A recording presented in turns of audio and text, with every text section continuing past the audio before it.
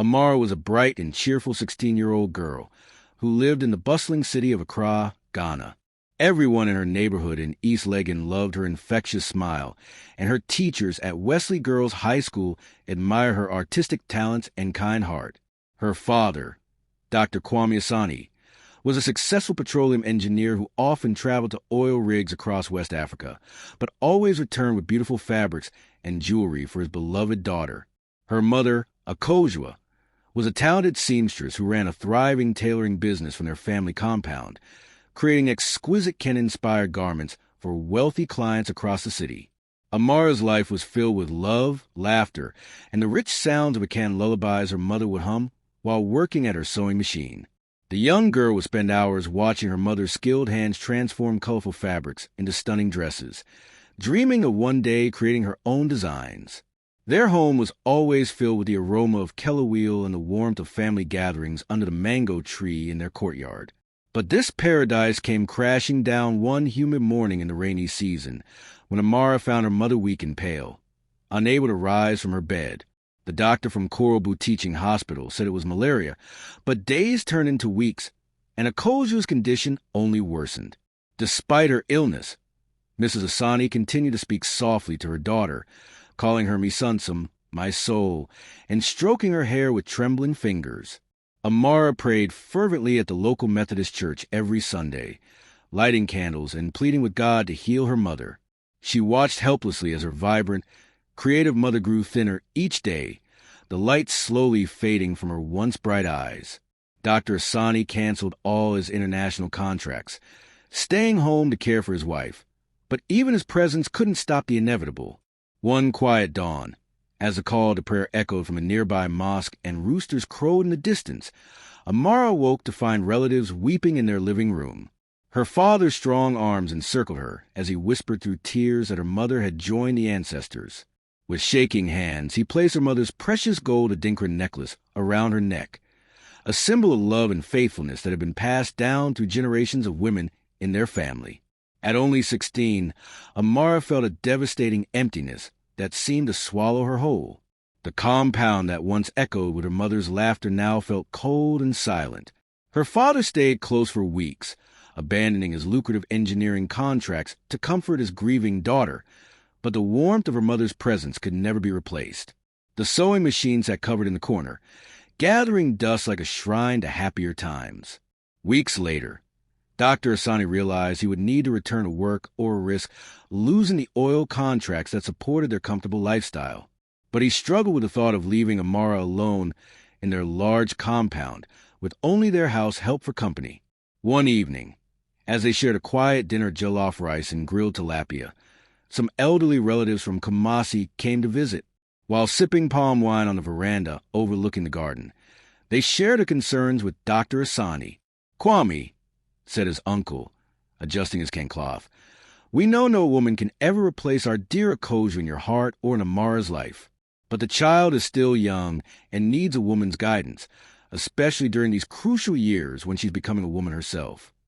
The others nodded in agreement as the evening breeze rustled the palm trees. "She needs someone to teach her about womanhood, someone to braid her hair and prepare her for marriage someday," added his aunt, her gold earrings catching the light from the lanterns.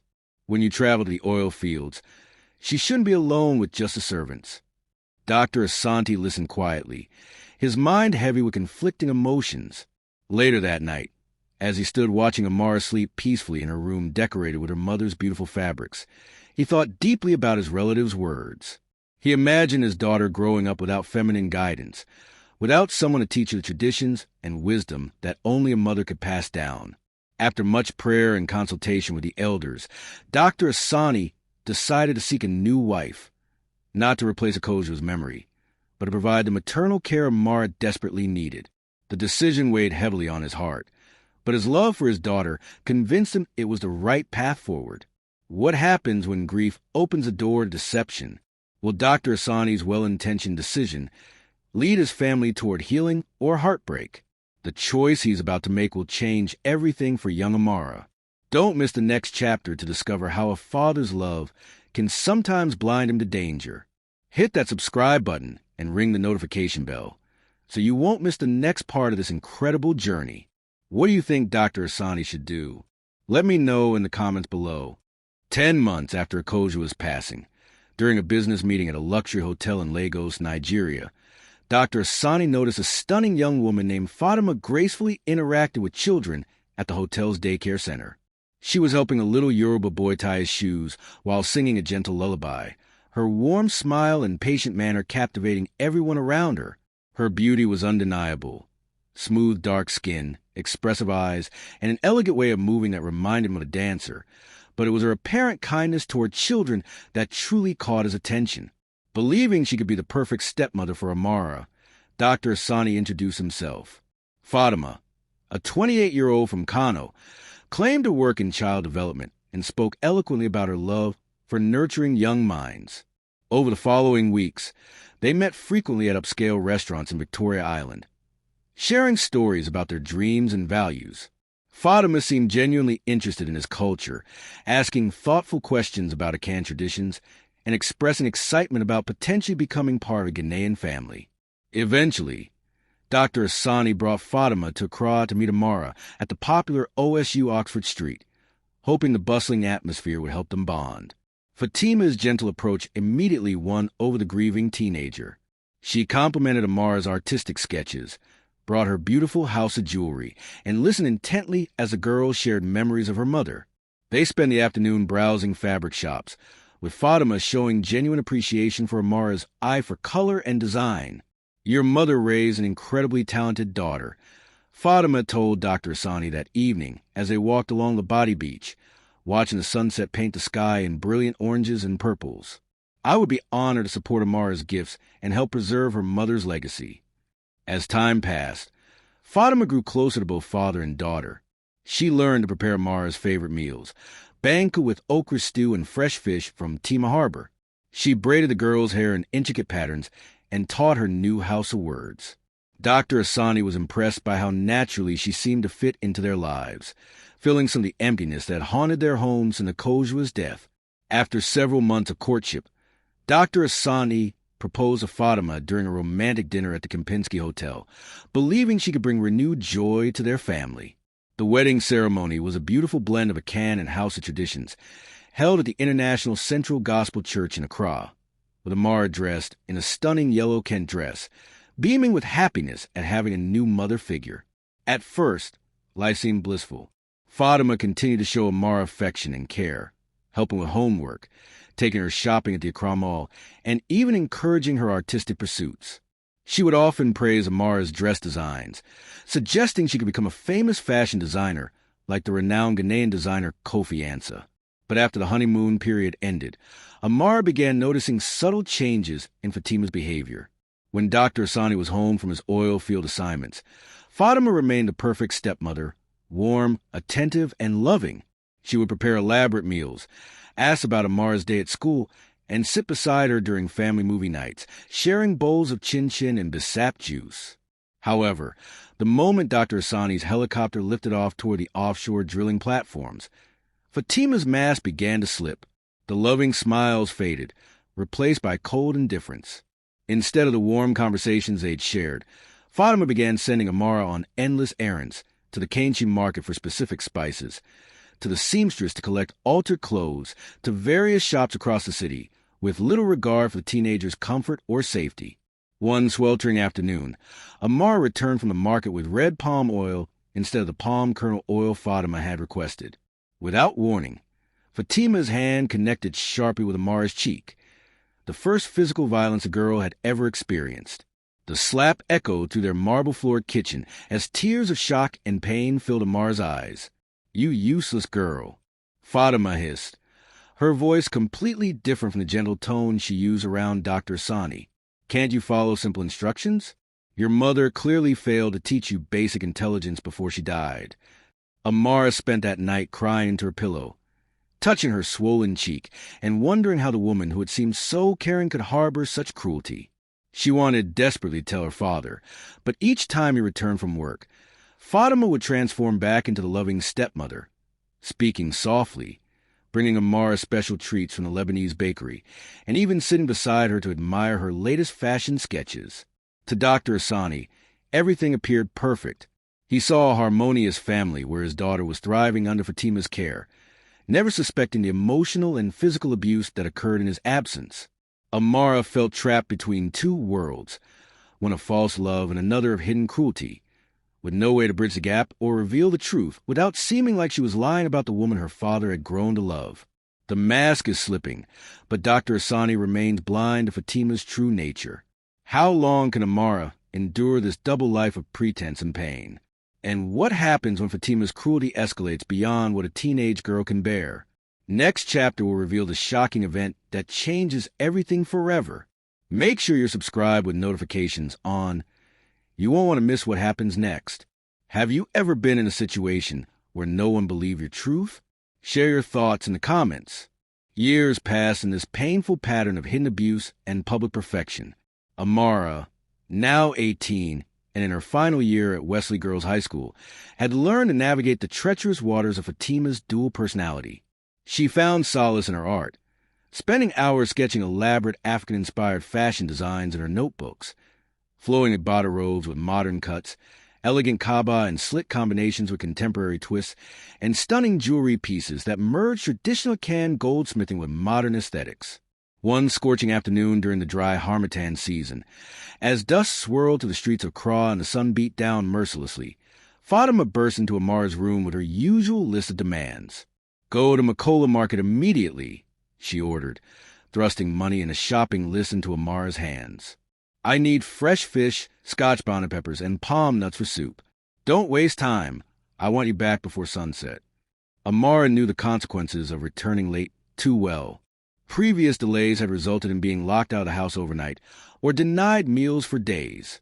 The fear of Fatima's escalating punishments had become a constant weight on her shoulders, affecting her concentration at school and her once vibrant personality. At the bustling Makola Market, after purchasing everything on the list while navigating through crowds of vendors selling everything from colorful wax prints to fresh coconuts, Amara found the usual Trotro station overcrowded with commuters trying to escape the afternoon heat. Sweat beaded on her forehead as she watched bus after bus pull away completely full, her anxiety mounting with each passing minute. Desperate to avoid Fatima's wrath, Amara made a fateful decision. She approached a young Okada rider whose motorcycle was decorated with colorful stickers and religious messages in Twi. Despite her usual fear of motorcycles, she climbed onto the back seat, clutching her market bags tightly and silently praying to reach home safely. The journey started smoothly as they weaved through the chaotic Accra traffic, past street vendors selling pure water and boiled eggs, dodging between Danfo buses and taxis. But just a few kilometers from her East Legon home, disaster struck. A massive cargo truck carrying goods from Tema Port came barreling toward them, swerving violently to avoid a deep pothole that could have damaged its heavy load. The Okada rider jerked his motorcycle sharply to the side, but physics and momentum conspired against him. Everything happened in slow motion. Amara felt herself flying through the air before crashing hard onto the scorching asphalt. The pain was immediate and overwhelming as the rough road surface tore through her school uniform and scraped her skin raw. The motorcycle landed heavily on her left leg with a sickening thud that made nearby witnesses gasp in horror. A crowd quickly gathered, speaking in rapid Twi and English, their voices a mixture of concern and panic. Someone carefully lifted the motorcycle, while others helped Amara sit up, but the intense pain shooting through her leg made her vision blur. Before anyone could assess her injuries properly or ask what had happened, shock overtook her young body, and she fainted on the hot pavement. By divine providence, Mrs. Osei, a neighbor who knew the Asani family from church, was driving home from her fabric shop when she spotted commotion. Recognizing Amara among the crowd, she immediately parked her car and rushed over, her heart racing with concern for the young girl she had watched grow up. Without wasting precious time, Mrs. Osei called Fatima, her voice urgent and shaky. "There's been an accident. Amara is badly hurt. We need to get her to the hospital immediately." When Fatima arrived at the scene, her performance was worthy of an award. She threw herself beside Amara's unconscious form, wailing dramatically and calling out to Allah in Arabic, her tears appearing genuine to all the concerned onlookers. To everyone present, she seemed like a devoted mother devastated by her child's suffering. Amara was rushed to the Legan Hospital, where Dr. Mensah, the chief orthopedic surgeon, worked frantically to save her damaged leg. Dr. Asani received the emergency call while on an oil platform off the coast of Nigeria and immediately chartered a helicopter to return to Accra, his heart filled with terror at the thought of losing his only child. After hours of complex surgery, Dr. Mensah called Fatima into his office, his expression grave. "The damage to her leg is extensive," he explained, removing his surgical gloves. "The motorcycle crushed several bones and damaged crucial nerves.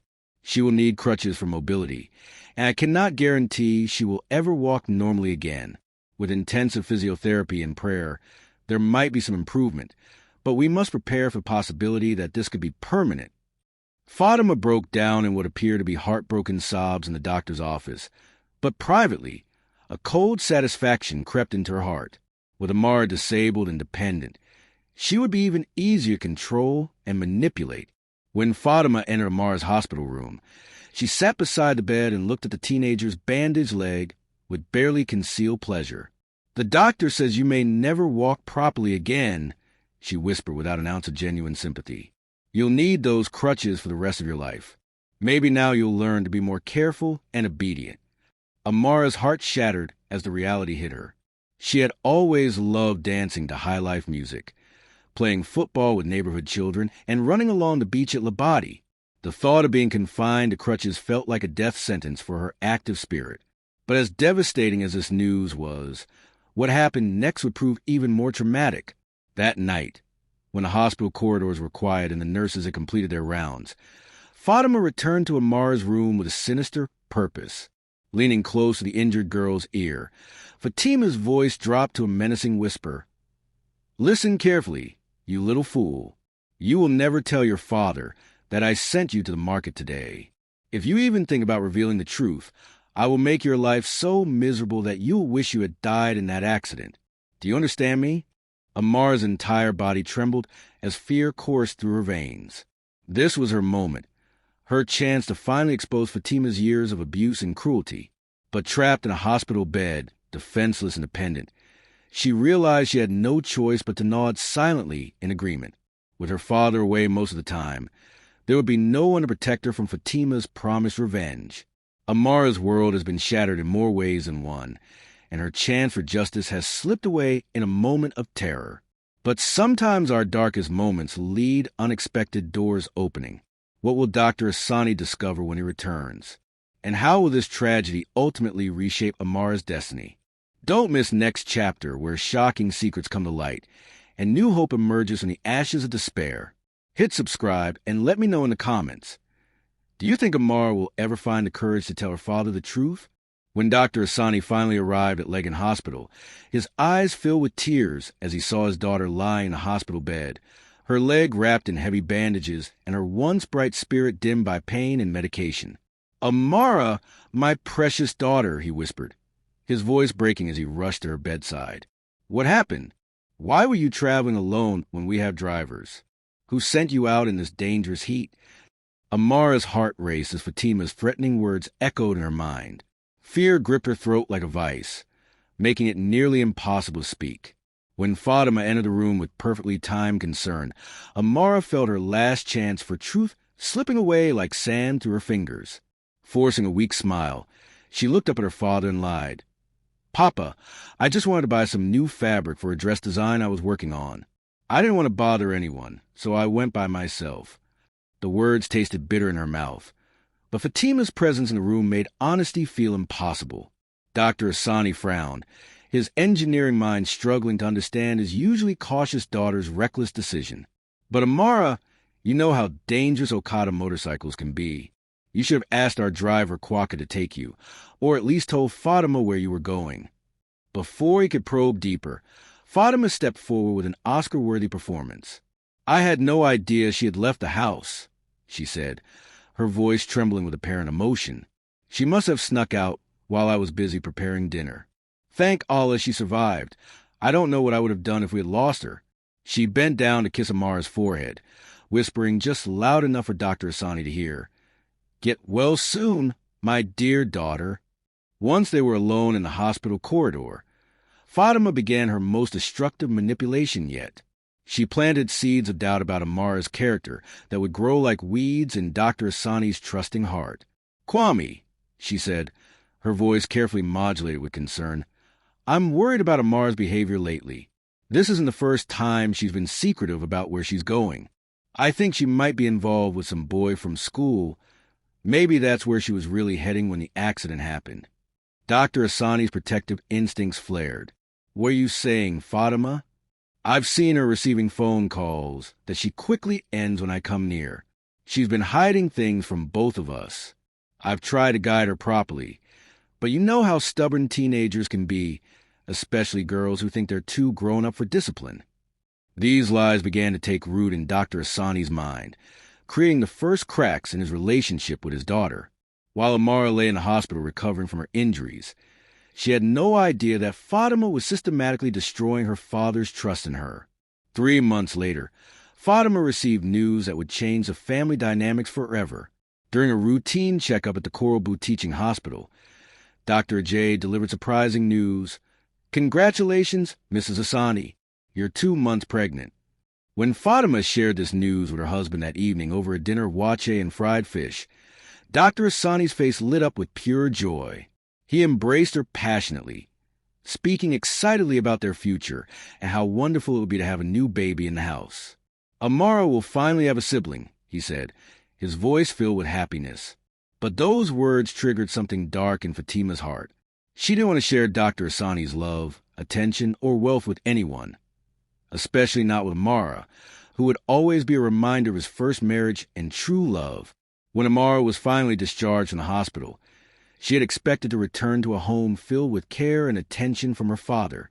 Instead, she found that Dr. Asani's focus had shifted entirely to Fatima and the coming baby. Most of his energy went toward ensuring Fatima's comfort, buying her special foods from the Lebanese and Indian restaurants she craved, and converting one of the spare rooms into a beautiful nursery. Amara felt invisible in her own home. Her father still visited her occasionally when he wasn't traveling, but these visits were brief. A quick, "How are you feeling?" and a kiss on the forehead before returning to fuss over Fatima. The house that had once been filled with her mother's laughter and her father's attention now felt cold and unwelcoming. Unable to run or play as she once had, Amara found solace in her art. She spent countless hours in her room sketching elaborate designs inspired by traditional African clothing, elegant grand babus with intricate embroidery, contemporary interpretations of ancient Kent patterns, and stunning jewelry designs that merged Ashanti goldsmithing traditions with modern aesthetics. Her sketch pads became her escape from the loneliness and emotional pain that seemed to grow heavier each day. As Fatima's pregnancy progressed to 8 months, her thoughts became increasingly consumed with securing her position in the family. She couldn't bear the thought of her child sharing Dr. Asani's love with Amara. In her twisted mind, she decided that Amara had to be removed from the picture permanently. The opportunity presented itself when Dr. Asani received an urgent contract to supervise drilling operations in offshore Angola. The project would require him to be away for 3 full weeks, the longest absence since Amara's accident. As he prepared to leave their East Legan home, Dr. Asani smiled at his daughter and said, "Fatima will take excellent care of you while I'm gone, my dear. Be good, and I'll bring you some beautiful fabrics from Luanda when I return." Amara hugged him tightly, but her heart was filled with dread about what she might face in his absence. The next morning, Fatima walked into Amara's room carrying an empty leather purse, her face cold and calculating. She looked at Amara, who was focused on sketching a beautiful evening gown design, and demanded, "Where's my money, Amara?" Amara looked up in confusion. "I don't understand. What money? I haven't taken anything. Don't lie to me." Fatima's voice rose dramatically. "I had 5,000 cedis in this purse, and now it's gone. You're the only one who could have taken it. But I haven't been anywhere near your purse," Amara protested, her voice rising with panic. "I've been in my room all morning working on my designs." Fatima continued her false accusations, her voice growing louder and more theatrical. Then, without giving Amara any chance to defend herself properly, she began gathering the teenager's belongings: clothes, shoes, art supplies, and most importantly, her precious sketch pads filled with years of creative work.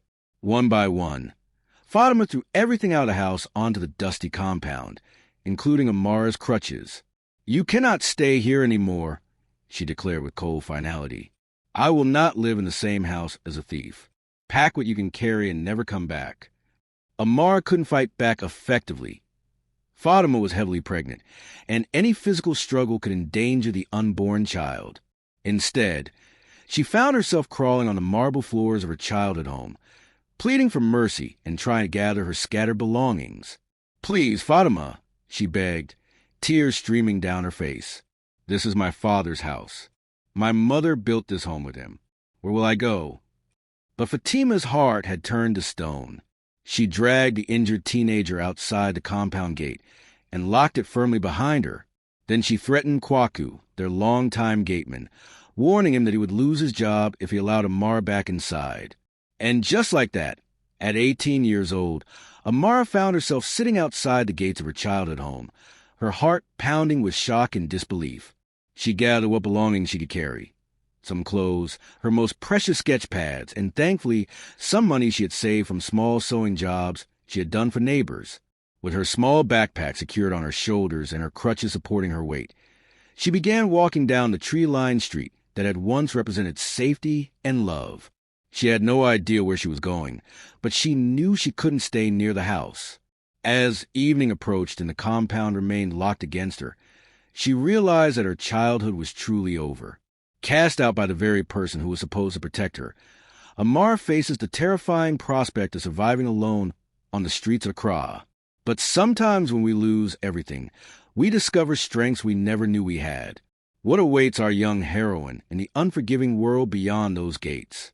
Next chapter will reveal how a chance encounter with a mysterious stranger will change everything. Don't forget to subscribe and hit that notification bell. And tell me in the comments, have you ever felt completely abandoned by those who should have cared for you? Amara spent her first night sleeping in the back of an abandoned taxi near the Legan University campus, curled up with her backpack and sketch pads as her only companions. The next morning, she awoke to discover that the taxi driver had unknowingly transported her to OSU, a vibrant commercial district on the other side of Accra, while she slept deeply from exhaustion and emotional trauma. Hunger gnawed at her stomach like a persistent ache. She hadn't eaten since yesterday afternoon, and it was already past noon. Slowly navigating the busy streets on her crutches, she approached a woman selling kose bean cakes under a colorful umbrella near the busy Oxford Street Market. "Please, sister, can I buy one for 2 sadies?" Amara asked softly, pulling crumpled bills from her backpack with trembling fingers. The woman looked at her crutches and the money in her hand with little sympathy. "Ei, small girl, the price is 4 sadies now. Everything has gone up because of fuel costs," she said flatly, then turned back to her customers, completely dismissing Amara. Amara's cheeks burned with shame as she stepped back, mumbling an apology. For hours, she walked aimlessly through the scorching Accra heat, stopping at every small shop, restaurant, and office building she could find. "Do you need help with anything?" she would ask hopefully. But the responses were always variations of the same rejection. They wanted someone strong, fast, and experienced. One restaurant manager in OSU even laughed cruelly when she inquired about washing dishes. "You think I can hire someone who can't even stand properly? How will you carry heavy trays or clean quickly during busy hours?"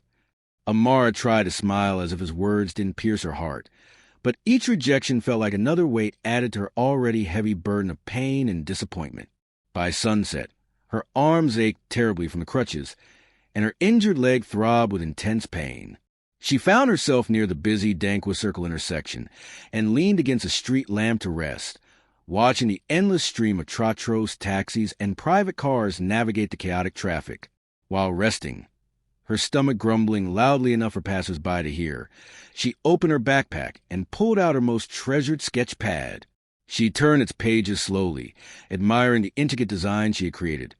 Flowing caftans with gold thread embroidery, modern interpretations of traditional smocks, elegant jewelry pieces inspired by ancient Akan symbols of wisdom and strength. These sketches were her escape, her connection to happier times when her mother would watch her draw and encourage her creativity. As she lost herself in the familiar world of fabric and design, a sudden gust of harmattan wind snatched the sketch pad from her tired hands. The pages scattered wildly across the busy intersection, tumbling toward moving vehicles like leaves a storm. Panic shot through Amara's entire body. Without thinking about the danger, she limped into the chaotic traffic, ignoring the angry honking of horns and shouted warnings from drivers. Those sketches represented everything she had left of her dreams and identity. She couldn't lose them. As she frantically gathered her scattered artwork from the dusty asphalt, a sleek black Range Rover with tinted windows braked suddenly to avoid hitting her. Inside the luxury vehicle, a young man in an impeccably tailored Seville rose suit was reviewing financial reports on his tablet when his driver, Joseph, suddenly halted the car. "Sir, there's a young lady in the road collecting papers." Joseph explained apologetically. Curious about what could be so important that someone would risk their life in Accra traffic, the passenger stepped out of his air-conditioned vehicle into the evening heat. He moved gracefully to help gather the remaining sketches, his expensive Italian leather shoes clicking against the pavement. Amara didn't notice him at first, not until his shadow fell across her as he bent down holding several of her rescued pages. When she looked up, she saw a strikingly handsome man in his mid-20s with kind eyes and a concerned expression. "Oh, thank you so much," she said gratefully, taking the pages and carefully placing them back in her sketch pad to prevent another escape. The man's eyes swept over the designs as he handed them to her, and his expression shifted from casual politeness to genuine amazement. The sketches showed incredible talent, sophisticated understanding of fabric flow, innovative fusion of traditional and contemporary elements, and an artistic vision that was both unique and commercially viable. "These are yours?" he asked, his Nigerian-British accent refined and cultured. "Yes," she replied, still focused on securing the remaining papers scattered around them. He helped gather the last few pages, studying each one carefully before handing them over. "Did you create all of these yourself?" "Yes, I did," she answered, smiling for the first time in days as she recognized genuine appreciation in his voice. "You have extraordinary talent," he said sincerely. Then, reaching into his jacket pocket, he brought out several crisp bills. "Please accept this, not as charity, but as an investment in artistic brilliance." Even though she desperately needed money, Amara's pride made her step back. "No, please. Thank you for helping me, but I don't need your pity." The man studied her for a long moment, recognizing something special in her dignified refusal. Instead of walking away, he tried a different approach. "I'm not offering this out of pity. I'm genuinely interested in your work. My name is Chioma Okafor, and I own fashion companies across West Africa. These designs could be worth millions in the right hands." This time, when he offered the money as appreciation for her artistry rather than charity, Amara accepted it gracefully. As she struggled to steady herself on her crutches, Chioma returned to his Range Rover, but something about her determination and talent lingered in his thoughts. With the money Chioma had given her, Amara was able to buy food at a nearby chop bar, rice with stew and fried plantain that tasted better than any meal she could remember. While eating, she attracted the attention of a middle-aged gold trader who noticed her mother's precious Adinkra necklace. After much internal struggle, Amara made the heartbreaking decision to sell her last connection to her mother. The trader examined the intricate goldwork and confirmed it was pure 18-karat gold, paying her a substantial sum that would allow her to survive for several weeks. Using this money, Amara bought second-hand clothes from the Kanamano market and set up a small roadside business, selling them near the busy OSU Castle area. She spread her merchandise on a colorful cloth under a large neem tree, calling out to potential customers in both English and Twi. "Come and buy quality clothes, beautiful shirts and dresses." Some days brought better sales than others, but she was grateful to have income. More importantly, while waiting for customers, she never stopped drawing. Her sketch pad was always within reach, and she would lose herself in creating new designs whenever business was slow. 2 weeks later, fate intervened again. Chioma's Range Rover passed by the same area where Amara had set up her small business. Through his tinted windows, he spotted her sitting under the neem tree, completely absorbed in her sketch pad despite being surrounded by second-hand merchandise. He remembered her instantly, the young woman who had risked everything for her art. This time, he instructed Joseph to stop the car. Chioma Okafor was no ordinary businessman. At just 26 years old, he was already a billionaire who had revolutionized the African fashion industry. His company, Okafor Couture, had flagship stores in Lagos, Accra, Johannesburg, and Paris. International celebrities and African royalty wore his designs to red carpet events and state functions. His innovative fusion of traditional African aesthetics with contemporary luxury had earned him recognition in Vogue, Harper's Bazaar, and every major fashion publication worldwide.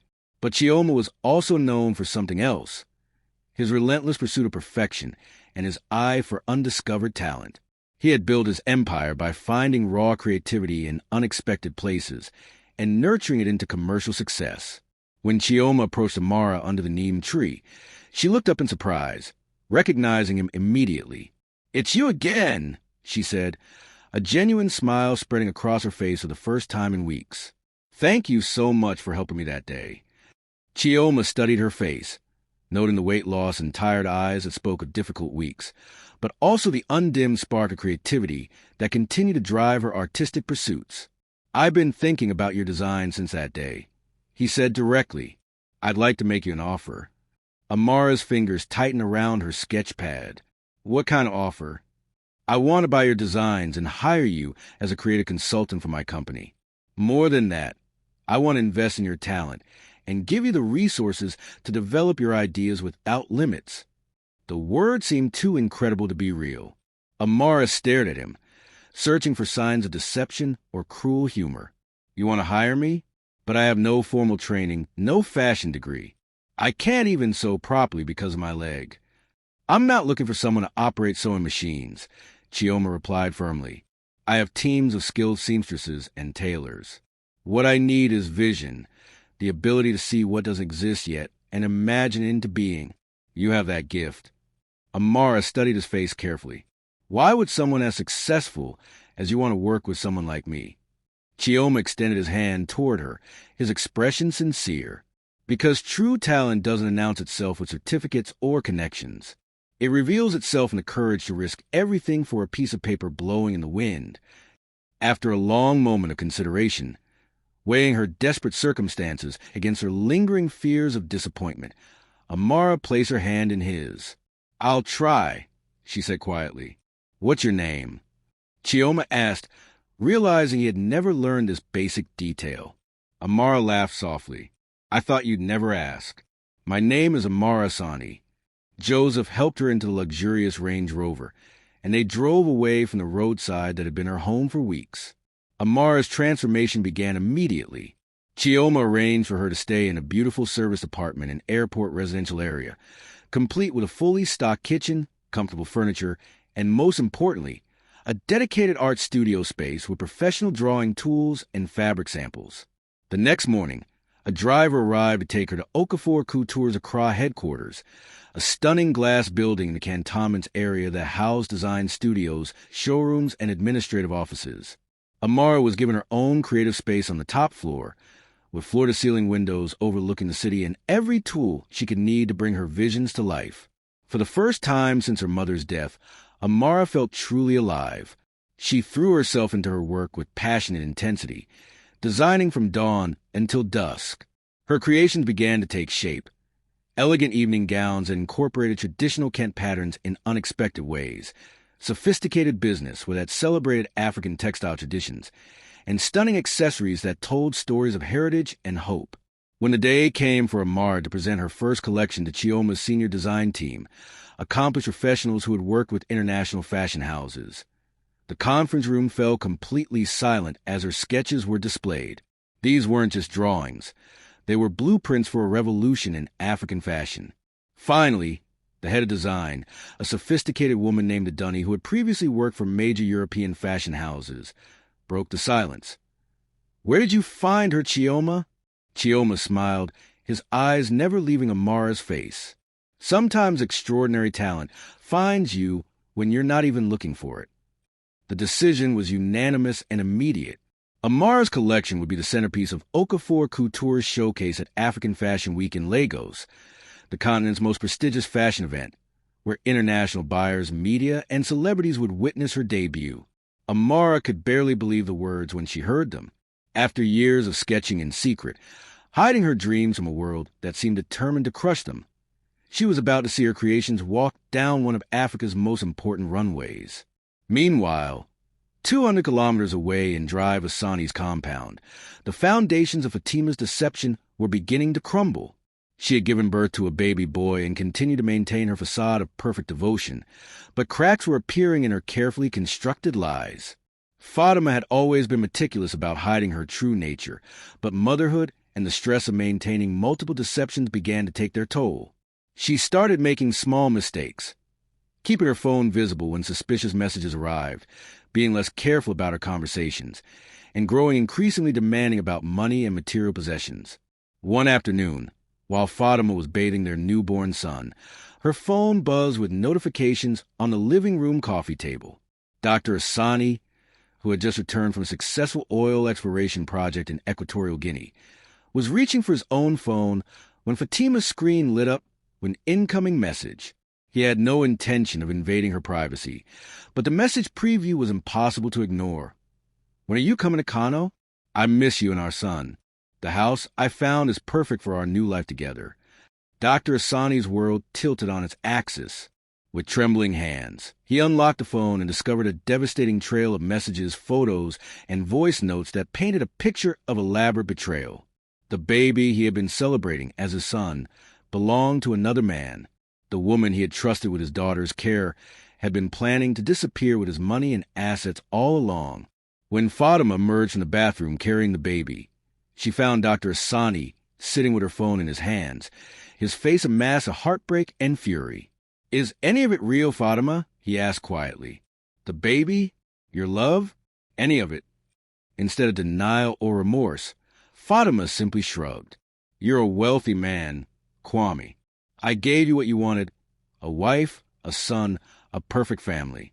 What does it matter who the father really is?" The divorce proceedings were swift and merciless.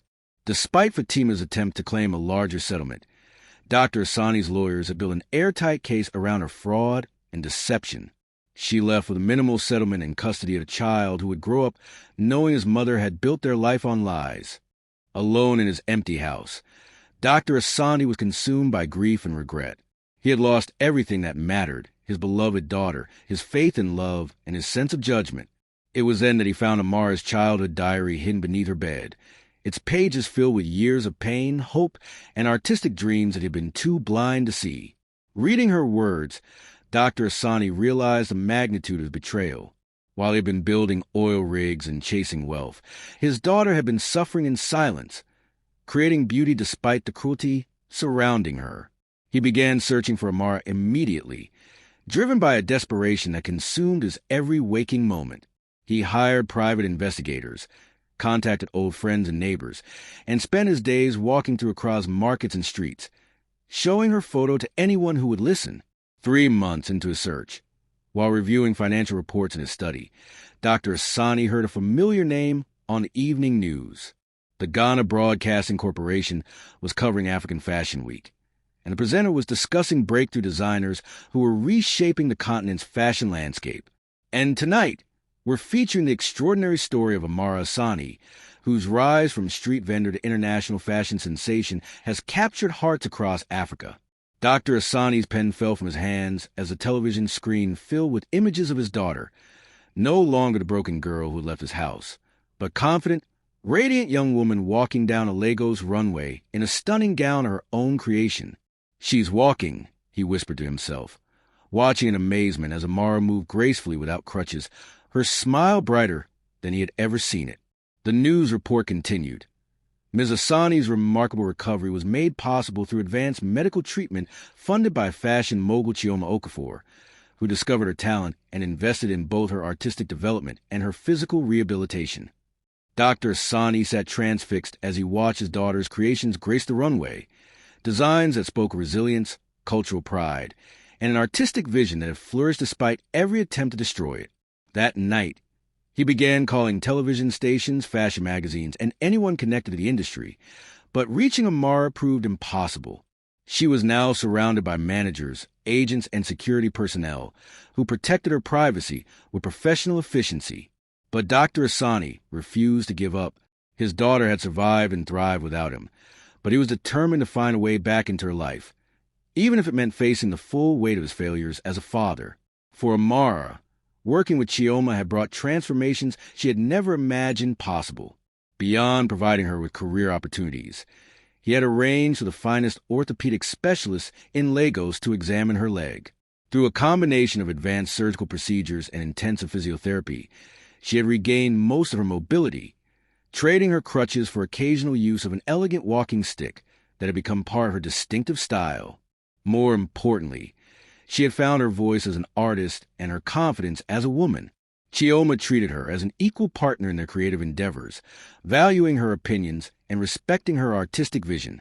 Their professional relationship had gradually evolved into something deeper. Mutual admiration, trust, and a love built on shared dreams and genuine understanding. One evening, after a successful fashion show in Dubai where Amar's designs had received standing ovations from international buyers, Chioma took her to dinner at the Burj Al Arab.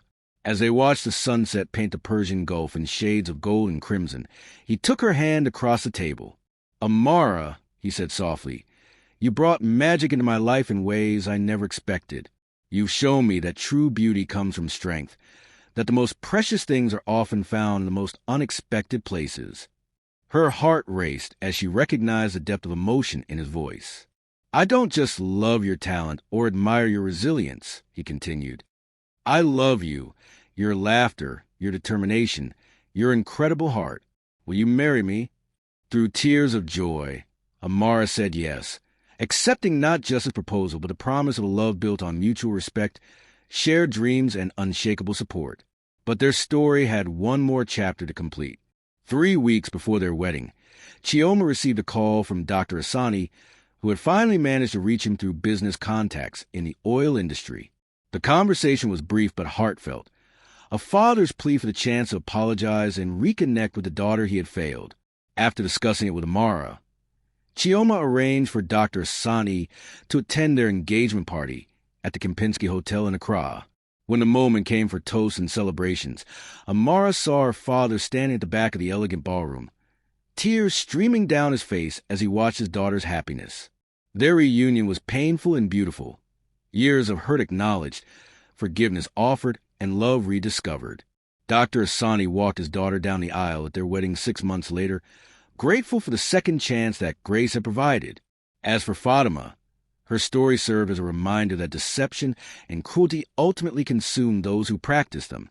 Her relationship with her lover ended when her money ran out, leaving her to raise her son alone while struggling with the consequences of her choices. Amara's journey from exile to Empress of Fashion became legendary throughout West Africa, inspiring countless young people to pursue their dreams despite obstacles and proving that talent, when nurtured with love and opportunity, can transform not just individual lives but entire industries. Sometimes our greatest challenges become a foundation for our most extraordinary achievements. Amara's story reminds us that authentic talent, combined with resilience and the right opportunities, can overcome even the cruelest circumstances. What dreams are you sketching in the margins of your life? Don't let anyone convince you they're impossible. Your breakthrough might be just one chance encounter away. If this story moved you, smash that like button, share it with someone who needs inspiration, and subscribe for more incredible journeys of triumph over adversity. What part of Amara's story resonated most with you? Let me know in the comments below.